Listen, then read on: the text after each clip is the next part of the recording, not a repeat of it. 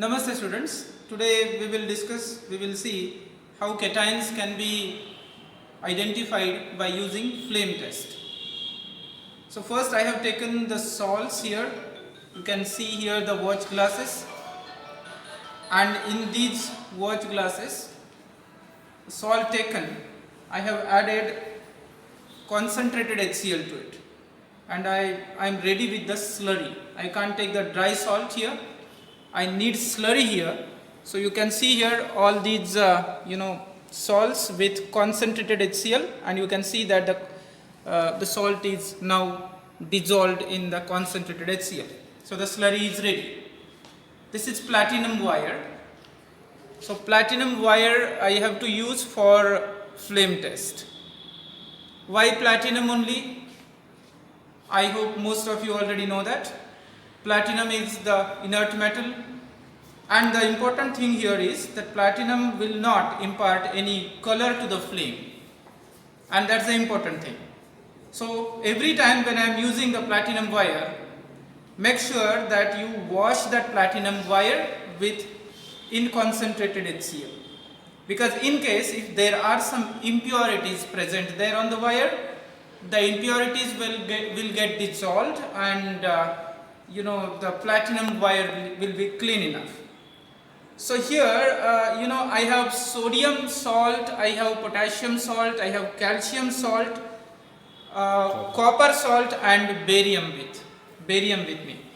So here we will begin with copper, because some salts they don't impart a very prominent color. So let us begin with copper, and you will really enjoy this color. So see here, what you will have to do here is you will have to take little slurry in the platinum wire, but make sure that platinum wire, at the top of the platinum wire, you have to make a loop there. So you have to make a loop there at the top of the platinum wire. So in that loop you can hold little slurry right in this way, and I have to hold this in the non-luminescent part of the flame. What does it mean? It means that the outer part of the flame. So when I hold this salt slurry here in the non-luminescent part of the flame, then it will impart some color to the flame, right?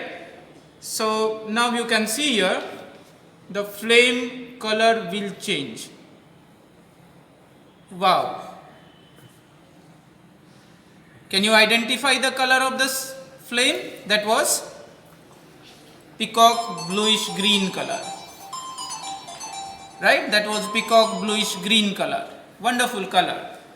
So this way, now I took the copper salt here, and so now I want to take some other salt slurries. So I will have to wash the platinum wire. As I already told you, every time you use the platinum wire for detection of this cation in this way, you will have to wash it, because there should not be any contamination. Otherwise you will get you will not get the prominent color. So then the next one is calcium, another salt which shows a very prominent color, and this is also very brilliant color which you can see here now. Again I have taken some slurry, right? So some salt slurry to be taken here again in this loop, and I'll hold it here, and you can see the color change, right? So what color change immediately you saw when I hold it there? You saw it is a brick red, right? You saw the brick red color. Wonderful, so nice. So this brick red colored flame is observed when calcium is there as a cation. So calcium cation imparts a brick red color to the flame. Copper cation imparts peacock bluish green. In fact, I should say peacock bluish green color to the flame, right?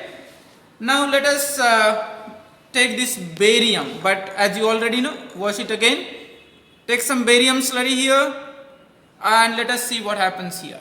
I am holding it in the non-luminescent part of the flame, and the color of the flame. See here, barium is such a salt which will not impart a very prominent color, but it imparts the apple green color slightly. You might have seen that apple green color. Let me check it once again. Apple green color should be imparted here, but as I already told you, it is not that prominent here. So, at certain extent you might have seen the apple green color which is imparted by barium. So, it's not that prominent. That's why I already told you calcium and copper are those salts which shows the prominent coloration to the flame. Again, I am washing this. Now let's take potassium. Lilac colored flame is expected, right? Potassium ion will impart the violet or lilac color to the flame. So I am taking little slurry here and I am holding it in the non-luminescent part of the flame. So let us check now whether it imparts that color or not. Yes, slightly, little slight change. This also will not impart very prominent coloration to the flame, but yes, you can very clearly see here. Wonderful, right? So this way you can see the lilac or violet colored flame which is imparted by potassium ion. So the only cation which is remaining here is sodium. So again I wash it. Washed it here and I am taking the little slurry here. Sodium is one of the such salts which shows very, very prominent color, and I kept it for last because otherwise it's so strong that every time I'll get that color only if I'm using the same wire. So you can see here golden yellow coral flame, right, very prominent you can see here. And now if I use this wire to detect the other cations, every time I'll get the golden yellow only. So that's why I took sodium at last. Such a very prominent color, golden yellow color, is imparted by sodium, right?